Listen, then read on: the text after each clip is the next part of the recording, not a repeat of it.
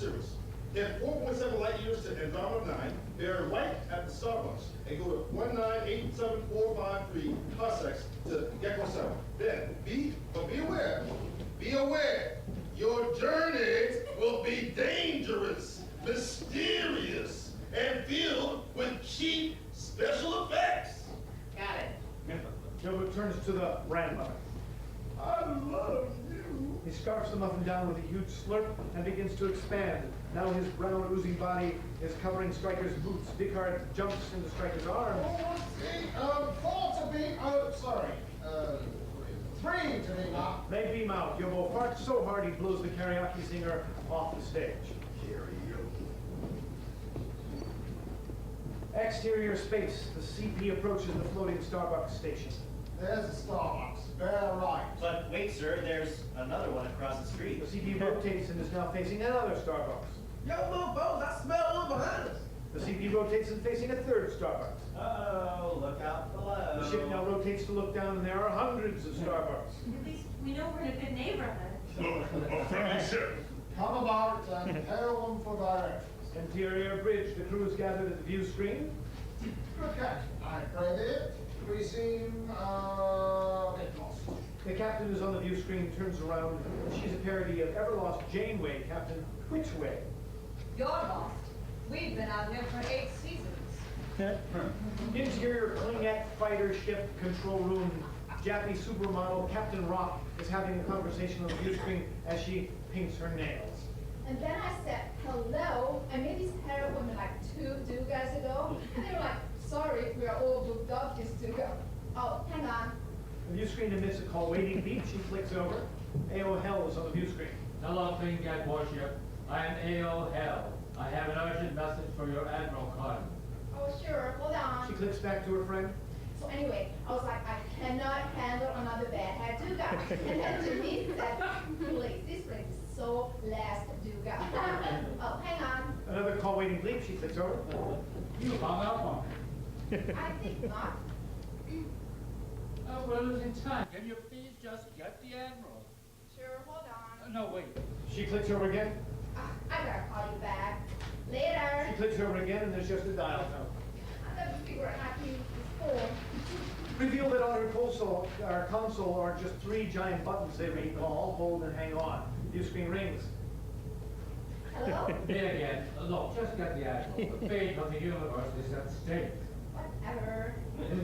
Interior, male dungeon. Admiral Carden, wearing a welder's mask and holding a blowtorch, stands in front of a wall full of chained up men. They scream in horror. She turns down the blowtorch. Who is it, Rock? There's like someone in the view screen for you named A.O. Hell. Oh, goody. I got mail. Dissolved to the control room. Carden speaks to A.O. Hell on the view screen. And together we will beat the Constellation Prize and control the source of all life. Why don't you want to help us? You're, male. I am not. Yes, you are. You have a very masculine voice. It's Butch. I'm a lesbian. Yes, I can prove it. Send over Lieutenant Rock. I'll make her squeal. Oh, she's busy right now. Please. No, pretty please. When I say no, I mean no. Oh, come on. I'm going to help you obliterate all carbon-based rights. Sir, the only life forms that aren't carbon-based are computers. They're silicone-based. Silicone, eh? Hell, I'm going back over there. I love a big rack. But he planned to kill us all. No, I don't. Yes, you do. You said you would kill all carbon-based life forms. Oh, sorry. I meant all male life forms. I'm telling you, I'm on your side. Come on, girlfriend. I think you have to. Her. Whatever. All right. What do you hate more? Loving someone from your heart and them not even knowing that you exist? Romantic music. 4-star search command. Star Search Command. Carden lovingly towards Rock. Rock is oblivious. What do you hate more? The pain of knowing that the love of your life will have come to her senses and realize that you are her soulmate. Or the consolation prize. Okay. Final question. Which do you hate more? writing gut-wrenching suicide notes night after night, tearing them up and crying yourself to sleep. Or Stryker and DeCon. Stryker and Digard. Oh. They're the first ones I plan to kill. Oh my God, us too. Oh, it's cool. She. Exterior barren planet day. The away team, Digard, Stryker, Dr. Beverly Cruncher, George, Toy, and Deja walk across the barren planet. Sir, I think we've been misled. The source can't be here. He may be a tramp, sir, but I'm afraid he's right. I sense nothing. I sense nothing echoes in her head, louder and louder, until she picks up a rock. She bangs herself in the helmet. Stryker reaches out to her. Diana, are you okay? Take your hands off me, Commander Super Slut. Ouch. Readings indicate that our chances of finding a clue on this planet are 0.00000000000000001%.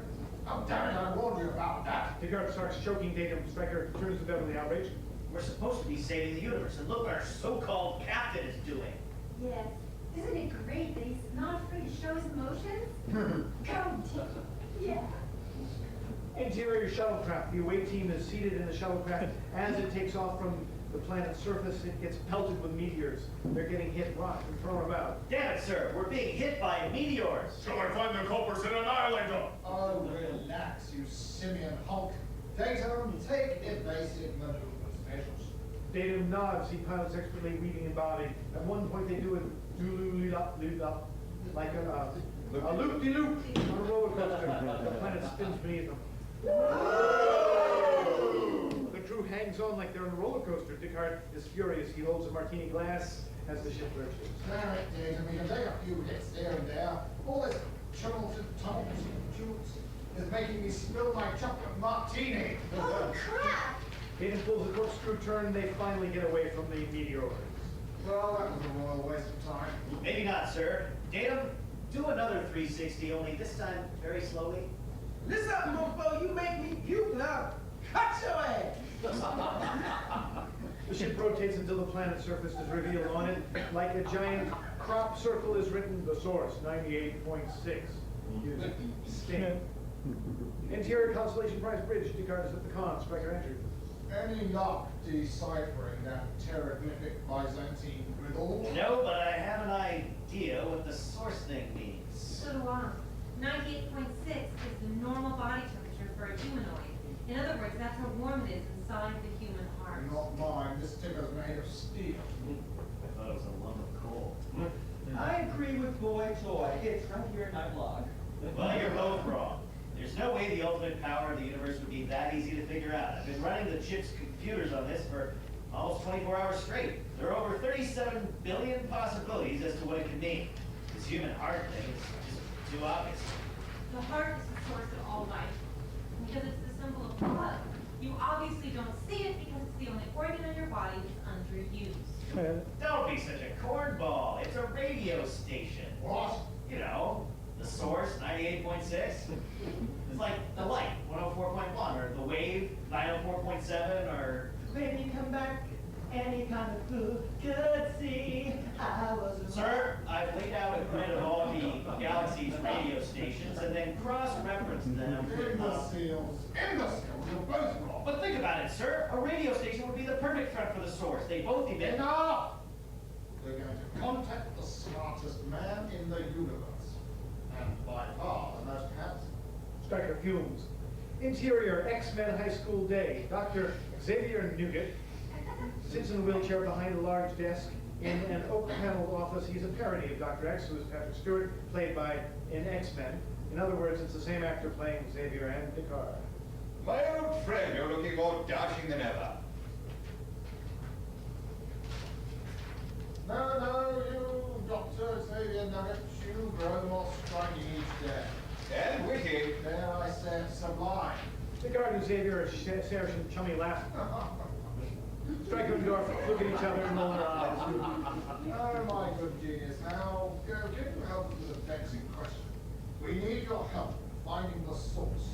Don't tell me the moon is in the 7th house already. And Jupiter's about to align with Mars. Oh, you know everything.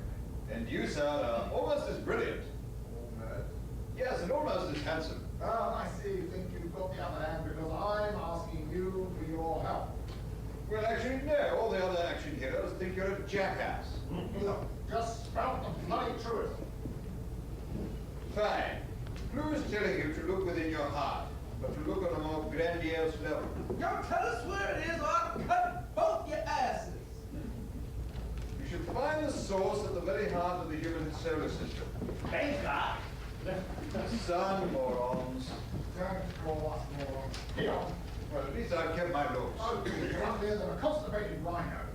Picard, I've got a legion of freaks here who can snap you in two like a beef jerky.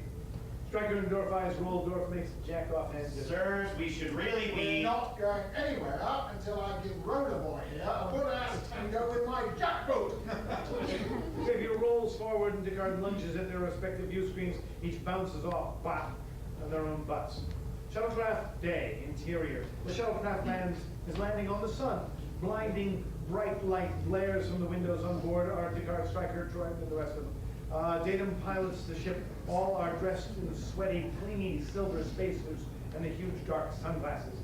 I understand. The Polish space program once tried to land on the sun by coming in at night. Datum, speak, that wasn't a joke. No, a joke are these clingy spacesuits. Hello, Leica went out in the 1980s. Sir, this is ridiculous. This can't be a clue to the source. But you gotta admit, the females look pretty good.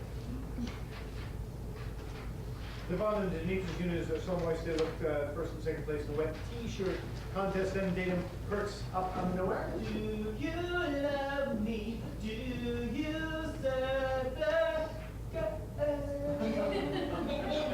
You see? It is a radio station. Datum's channeling it. We can use his brain to trace it. Descartes smacks aside of Datum's head and as he returns to normal. Sir, the shuttlecraft's cooling mechanism has failed. Hull temperatures levels are too high. If we don't do something now, the ship is going to blow. You think the ship is going to blow? You should see me handle that. Datum, I'm warning you. Now get us to the dark side of Mercury. Sir, will that work? Yes, it's so cold there, even I can't get an erection. Exterior space, the shuttlecraft cruises through space. There you go. You've just been to the sun. There was no sign of the source of all life. Source of all life? Oh, sorry, I thought you said source of all light. I heard that. Captain, Mercury is within range. Good. Get me my mittens. Shuttlecraft goes into orbit around Mercury. Interior shuttlecraft. Toy gathers data from a computer. Will approaches behind her. Their breath condenses in a cold cabin air. Diana, I've been thinking a lot about my behavior. Maybe I haven't been the most considerate commander in the cosmos. I'm now the first member of my species with a craving to kill. And with good reason. If you're ever going to be the second in command of my little ship, then I'm going to have to start treating you with respect. Thank you, Will. I appreciate that. I know. I'm never going to be a captain if I keep thinking with my love saber. I know you think you can't help it, Will, but you've got to control yourself. You're right. I know. I've got to focus on my work. Exactly. You can start by listening to my idea. Fire away. We spent so much time searching the galaxy for clues when we should have just gone to Yoda. That's a great idea. Except that I can never understand what he's saying. I understand him. And you understand me too, Diana. I really have to say, nice nipples. Oh, Will, you're making me blush. I wasn't talking to you. Behind her, Devon and Denitra's nipples are standing in full attention. She slaps Stryker. Someday, Will Stryker, someday number 2 will learn not to think with his number 1. She storms off in a huff. Will hangs his head in shame. Just then, Datum bolts upright, a strange look in his eyes. Interior Klingette fighter ship control room. On a Klingette ship's monitor is a diagram of Datum's neural network. He hones in on Datum's brain. Good work catching them, Clark. My setup is ready. It's show time. I love a good show. Interior shuttlecraft. Datum starts to sing and dance another pop song. Wake me up before you go, cause I'm not planning on going so low. Datum takes the ship out of orbit and starts whizzing it around like a pinball. What the hell is going on? I can't control my fingers, I can't control my toes. Oh no. It's the source, sir. It's controlling his brain. Okay, Okay, Data, back away from the controls and nobody gets hurt. No one except my priceless Chateau Lafitte.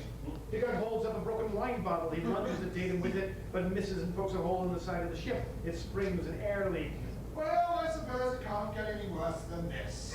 Sir, look out the back window! Damn it, a tractor beam. Cut to exterior space. A John Deere tractor is towing the shuttlecraft back into the Klingon fighter ship. Two other Klingon ships flank it. Interior shuttlecraft. Everyone is freaking. Tatum shakes himself out of the trance.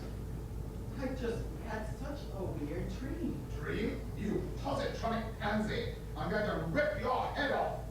Sir, you and the crew better beam back to the consolation prize while there's still time. Good idea. Eat first. And what about you, sir? I'm gonna stay on the shuttle and head straight into the belly of this beast. If the Klingon ship is following us, it's because they know something. And I'm gonna find out what it is. He takes the controls. His eyes meet toys as the crew beams out. Interior Constellation Prize bridge. The crew minus Stryker is at their posts getting reamed out by Admiral Plot Device on the view screen. So, let me get this straight. You have no idea where the source is. You lost that bastard Stryker. And you're already halfway through Act 2? Yes, but we have everything else under control now. That does it. I'm calling out the big guns. Behind him, Godzilla is fire-breathing and stomping on crew members. Japanese tourist runs out screaming. Oh, that does it. Information? Admiral You have a Hicks- number for Captain Kirk? Yes. James T. Picard gulps from a pocket flask. Exterior Space Day theme music up. An older, icicle-covered looking Constellation Prize cruise is cruising through space. It's Captain Quirk's ship. Interior Crook's ship, Quirk ship bridge. We now see a parody of the original crew, only much fatter. Steering the ship is Russian ensign Checkmate, wearing a terrible toupee. Entering the bridge is a 300-pound Captain James D. Quirk. He shakes off chunks of ice. My God, look at me. I'm better than the Battlestar Galactica. Turning from his computer back is pudgy Vulcan Commander Spook. Perhaps this is because one is not able to exercise in cryostasis. Maybe, but next time, don't let me fill my ID unit with banana cream pie. Listen, I get you good deal on used near space station. Damn it, man! We've got our universe to save! Mr. Scott, how soon before we have enough power for warp speed? Super Fat Ship's engineer Snotty appears on the view screen wiping his runny nose. Snotty, what are you saying? I can't know. Damn it, his accent's gotten worse. Is there anyone on board who speaks Scottish? I'll make sure that 4 is another control panel. His mild, has a mild Scottish throat. I do, sir. But even I can't understand him. In fact, I don't think it's Scottish. Aye. Lieutenant Hugh Hoare is at the communications console. Captain, we're getting an incoming transmission. On screen. The guard appears on the view screen. Greetings, Captain James D. Quirk. Digger, you're still a captain? I would have thought Commander Stryker had let a mutiny by now. Constellation Prize Bridge, the guard is Oh, piss off, Quirk. Where have you been for the last 30 years? A buffet? I was planning on working off a few pounds by kicking your ass. No, you have to catch me first, and that's not bloody like you. Hey, no kidding. Lose that? I mean, hating fuzzy sauce. Oh, well, I'm 10 times the captain you'll ever be. Why, you couldn't find the source if it were lodged between your thunderous white buttocks. I alone! He signed up a while ago. The guard hits a button on his con. Ensign 5 gets sucked through the floor into the space.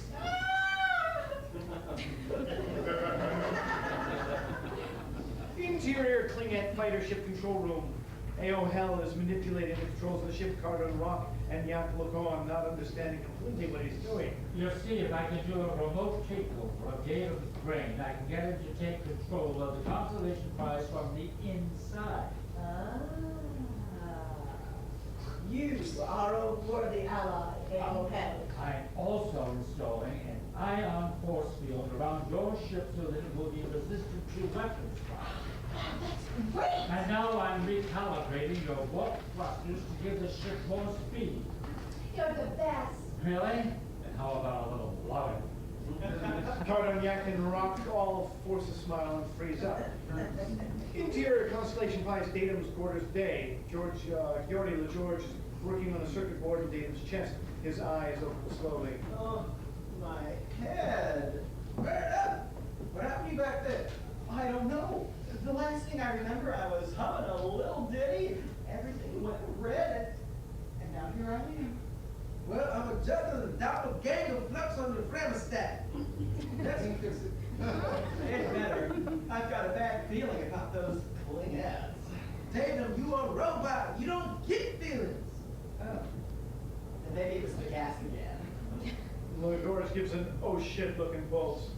Interior Constellation Prize bathroom, close on Descartes' face. He's speaking to himself. Star 8675309.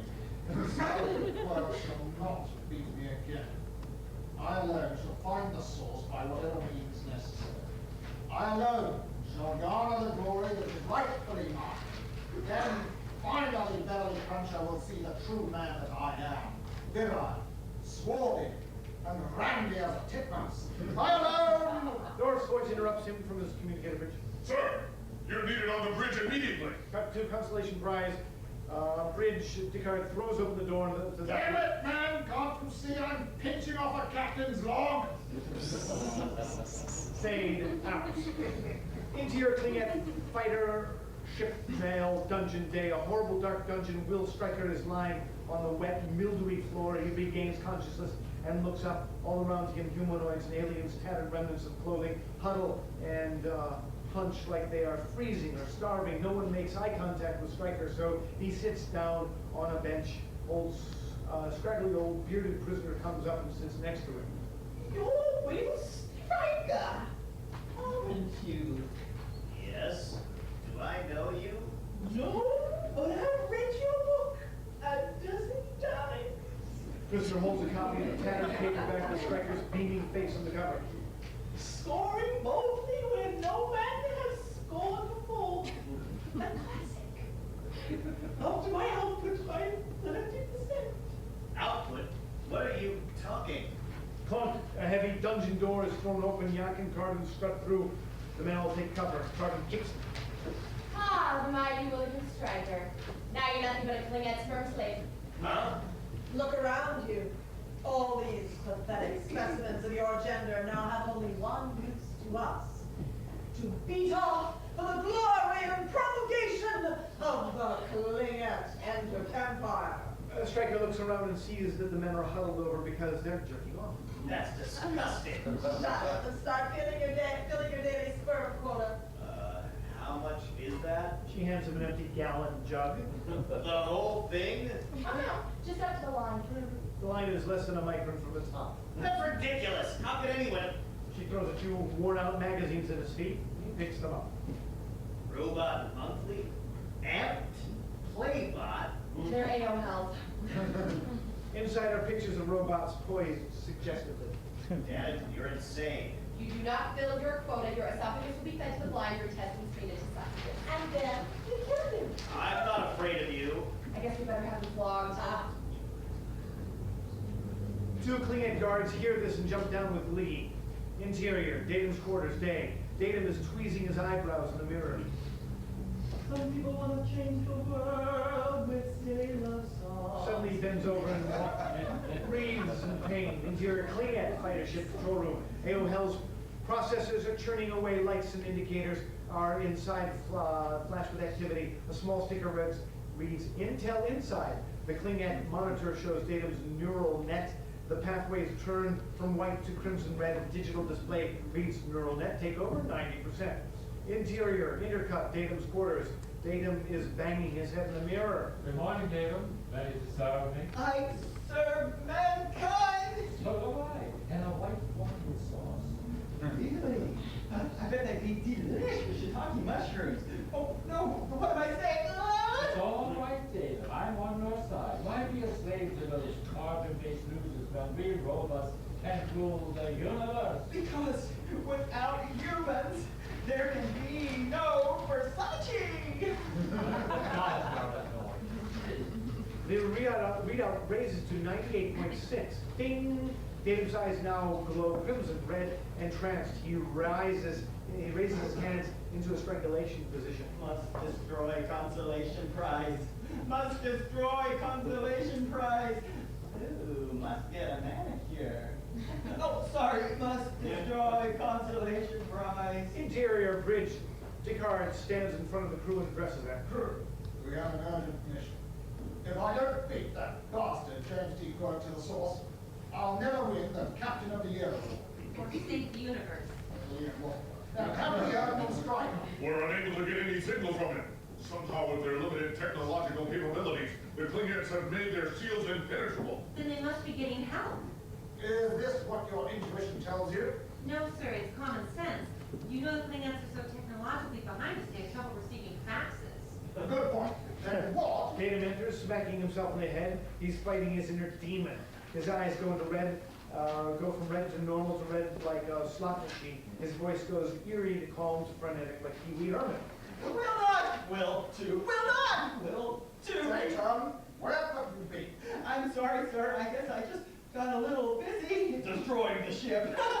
Just kidding. Not. But you can't guess what it is. Shut up! Sir, Deck 6 is reporting an air leak. Deck 12 is on fire. And Deck 37 has completely vanished. Oh my God, it's sabotage. Who could be the culprit? Course. Datum! Aye, sir. Go and wander about unsupervised and see what you can do. Datum salutes just before he runs out. Just wait a minute, wait. You better take a weapon. He tosses Datum a giant photon cannon. The Klingons seem to have placed a spy on our ship. Time is running out. Just before he was captured, Will agreed with me that we should visit Yoda. He could be our last hope of finding the source. An idiotic suggestion, but it's the only one on the table. Commander of Gorge, we need to outrun the Klingons. Set a course for Yoda's planet at ultra super duper warp speed. Gorge gulps. He hits a button on the ship, rockets into hyperspeed. Everyone on board is at first pinned to their seats. They then sit there tumbling out of their seats. They are whisked to the back wall and stick to it like flies in flypaper. Cut to the hallway. A cute female ensign grabs onto a hand railing. Her feet lift off the ground. The force of the speed rips her uniform off her body, leaving her in just a bra and a thong. Cut to exterior space. The Constellation Prize is hauling ass. 3 Klingon ships follow.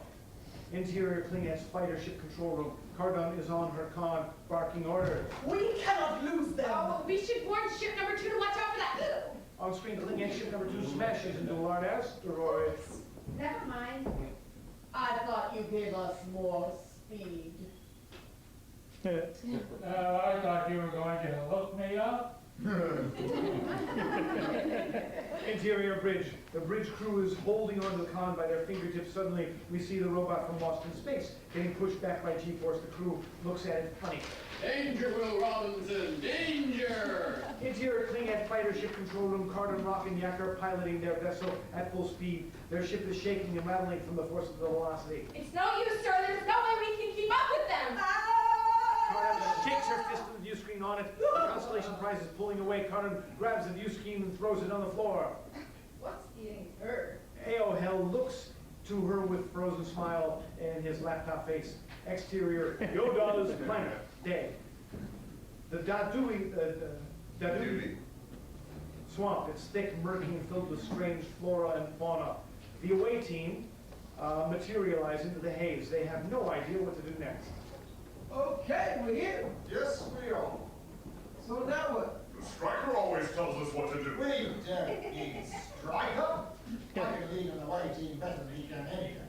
Now, this ephemeral pea soup is so thick, I say we just start firing our phases at random. A good idea, is it not? Descartes and the crew jumps back. They all see smoke billowing from a small figure at their feet. The billowing smoke clears. It's coming from a large bomb. Yoda is sucking it. Yoda! A bomb hit? Anyone care for her? The court's about to go for it. The door pulls him back. Oh, wise and mysterious Yoda, what pray tell dost thou mean by this? You told away you talking all that Shakespeare? I don't know. It's this enigmatic smoke somehow affecting my senses. Help this villain, a Twinkie. He holds out her box of Twinkies. She starts rolling them down. Put those away, you hairy munchkin. We need information. Seek you the sauce? The what? The sauce of tomatoes. Called, I think you, marinara. No, the sauce, you sock puppet. Oh my God, no wonder everyone thinks you're talking because you're a bloody stoner. Should know, Sherlock. Yo, this up, my brother. I too down, cheap and all, but hey, once in a while, you got to put the pipe down. Good exhales in their faces. They get zonked. Okay, buzzkills you are. Source will soon you find, but source will be invisible to your eyes. Will see only with the soul. He exhales, and then again the crew is now so high they giggle. No, seriously. Only a soul is in there. Philip soul. Now, we talking soul train. He jumps and starts dancing, the Soul Train dance, and howls like the classic Soul Train. Descartes and Dwarf join in, Toy smacks Yoda. Your ass I should kick. Your ass I shall whip. Yoda takes a fighting stance. Toy does the same. Yoda starts bouncing around like a pinball. He hits a tree, bonk, goes down clunk. Exterior space, day. Quirk's ship zooms through space. Admiral James T. Kirk. James T. Quirk. Captain's log. Stardate 90210. We frankly have no clues as to the location of the source, but we know it can't be anywhere near Decker. Therefore, we were rushing in from the opposite direction to the planet Triple. My gut tells me these creatures must know something about the source of life. Damn it! They breed more new lives than anything else in the universe. Exterior planet Triple. May we have an atmospheric readout from your bicorder? Damn it, Jim! I'm a doctor, not a weather girl! 3 decades in deep freeze and you still have no bedside manner. Bite my sack, hatchet ears! Look! Bums grabs a lifeless wad of fur and sticks a thermometer in it. It's dead, Jim. Dead? No life signs. You have the thermometer in the wrong orifice. Scoop pulls it out with a roll. Looks like you made a friend. Not as good a friend as you, Jim. Why, thanks, little pal. Quirk looks down at several Trimbles are humping his leg. They are cute little buttons, aren't they? The new ones humping his leg are multiplying. Several of them are now crawling up Checkmate's leg. He wiggles like the Dickens. This is horrible. I don't think they're so bad. The little one is blowing the bun into Buns' ear. Now the Trimbles are getting out of control. They are darting in and out of the crew's uniforms, forming what looks like breasts and big asses. And whoa, they begin to burble and chirp. Spook, the universal translator. Spookum clips the device from his belt. Captain, they think you're hot. Tell them I'm private, but damn it, Spook. Tell them why we're here. One of them is in my pants and is nibbling on my prostrate. Spook solemnly holds up the Trimbles and speaks to him. Greeting. We are emissaries of... In their language, Brainiac. Spook nods, he gerbils and chirps. Trimbles do the same. They say they cannot tell you the source of life. They would, however, be happy to show you. How could they possibly? He turns and does a double take. The Trimbles have collected into the shape of a giant, curvy human female. Aha. Men, you can beam back ahead. It's for the good of the mission. Quirk picks a few more of the Trimbles off the ground and strategically places them on the breast area. He admires his work. That guy gets more alienist than a Frankie toilet seat. Interior Klingit fighter ship mail dungeon. 2 Klingit guards are beating Stryker with nightsticks. Fill it, you vile vermin! Fill it! We're closing in on the source, and we'll need to breed all the little Klingets we can. Somebody's got to run the universe once we wipe you out. They laugh and beat him again. Come on, I've got over 3 quarts here. That's a lot, even for me. Fill it by dawn, or you will die. Rather than get wham. All right, you merciless witches. You'll get what you want out of me, just like every other woman. They turn to walk away. Guard 1 holsters her nightstick and unknowingly knocks the jug over with the dildo. The liquid spills down the drain. Will sobs. He talks in his broken communicator. This is Commander Will Stryker at the USS Consolation Prize. Can anyone hear me? Anyone? I'm not sure how long I've been here. The never-ending sessions of forced masturbation have dulled my sense of time, made walking difficult. Escape is no longer an option. I'll keep trying to hold out, but I don't know how much more of this I can take. Reveal that he's scratched a crude picture of a toy on the wall with the corner of a sharp pebble.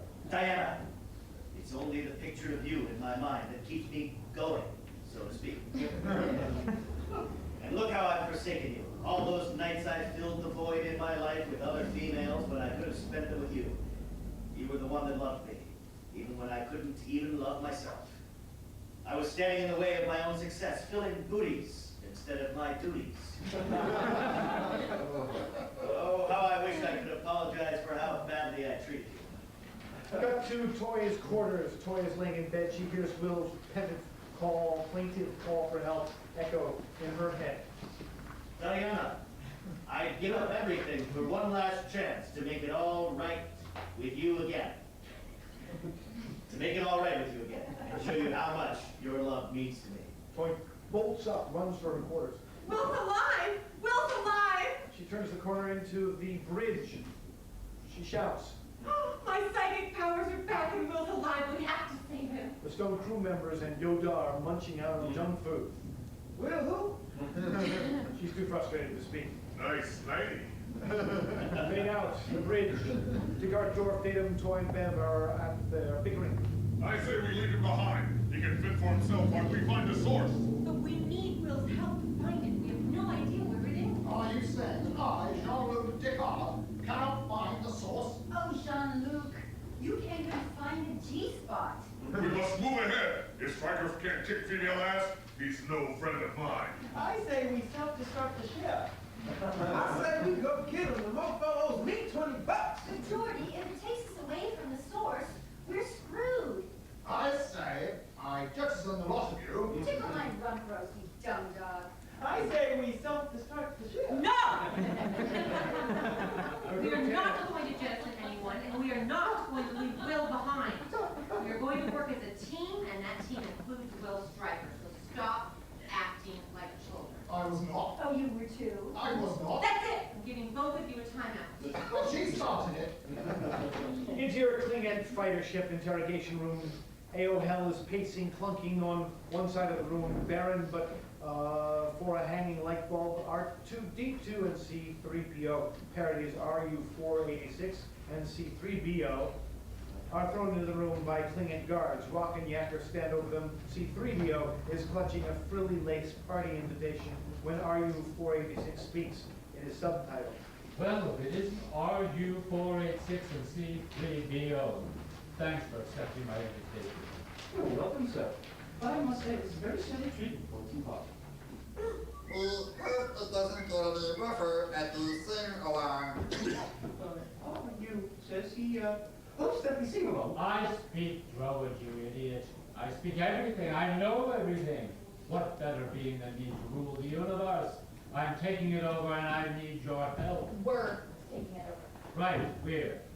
Won't you join me? Let's join you in a song. We're taking over the universe and through it seems a bit perverse. It's not a song. I'm being serious. You can't take over the universe. You look like a marionette. Well, you're short. Look, do you want to help me or not? Oh, no, Master A.O.L. We could never turn against our human friends. Oh, really? Well, what if I fix you up with hair? In AOL's mouth screen, a music video Datum plays. He's dancing and strutting around in his hot pants. He washes a small shuttlecraft with a hose. He leans over the hood and wiggles his butt. He sprays a slow-motion shower of water into his face. He sponges suds down his chest until it runs down his muscular thigh. Oh, good. Slap. Shut up. Mr. A.O.L., I think I know what the source is. Control room. Stryker is stealthily creeping into the control room. He grabs a Klingette crew member from behind, yanks her weapon from her, Bell knocks her unconscious with it. He hides behind a console. From where he is, he can see Cardin at the helm. She barks orders to the Klingette navigator. Hail the sister ship. Aye, Admiral. On screen. The view screen is now duct taped to the wall. On it, another gruff female Klingette commander appears. Greetings, sister. Any progress in finding Descartes' ship? Not much. We're searching the quadrant as best we can, but I'm afraid my crew isn't quite as smart as yours. Ah, yes, I remember. They are mostly Siliconian slaves, yes? Sadly, yes. I think the planet Silicone's best. She steps aside to reveal a crew of gorgeous blonde, giant-breasted bimbos in military bikinis, the Siliconians. Cardin runs up to the view screen for a better look. From behind the console, Stryker sees the babes. He goes gaga for a second and collects himself. Hey, like, you guys, what are we looking for again? I forget. The constipation prize? Shut up! Hey, look, there's a frozen yogurt place! Ew, I don't eat dairy. The Klingette commander shakes her head in disbelief. They seem like such a good idea at the time. Well, you could send a few of them over here for some, discipline. No, that's okay.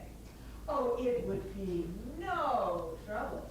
Meanwhile, behind Cardin, Stryker sets the Klingette weapon to stun and knocks the navigator out of her seat. He sits at the controls and pushes a big red button. You guys, how come, like, there's a proton torpedo headed right towards us? Suddenly on the view screen, a proton torpedo hits the sister ship. The ship doesn't explode, but goes haywire, then dies. Cardin spins around to see Stryker at the drawn. That hurt me a lot more than it hurt them. Guards! Stryker runs out. Two Klingette guards chase after him. Take him alive. We'll need him as a hostage. She waits till the room is clear, then runs back up to the view screen. Bounty! Bounty, are you okay? Bridge. Dorf is checking his monitors, spins around to pick up. Captain, this is extraordinary. One of the Klingette ships has disabled its sister ship. That can mean only one thing. I can't find it. No, maybe it means Stryker's back in action. Excellent. Good board. Plot a course back to their ship. If we can take it out now, our only competition for the source will be quiet. This calls for celebration. He pops champagne bottle and sways. Suddenly the ship is rocked by an explosion. Sir, we can't go anywhere. We're being assaulted by the board. Exterior space, a parody of the cube space. Borg ship dwarfs the Constellation Prize. It looks a lot like Rubik's Cube. It fires slow, deadly bursts at the Constellation Prize. Another blast rocks the bridge. Hail the Borg ship. Interior, Bjork's ship. On screen comes the interior of the Bjork ship. Parody of the classic Star Trek scene. Bjork's head is being lowered into a parody of the Borg Queen's body. Operatic music is over. Bjork speaks with a thick, robotic Icelandic accent. Greetings, Captain Descartes. Prepare to be assimilated. Wait a minute. You're not a Borg? I know.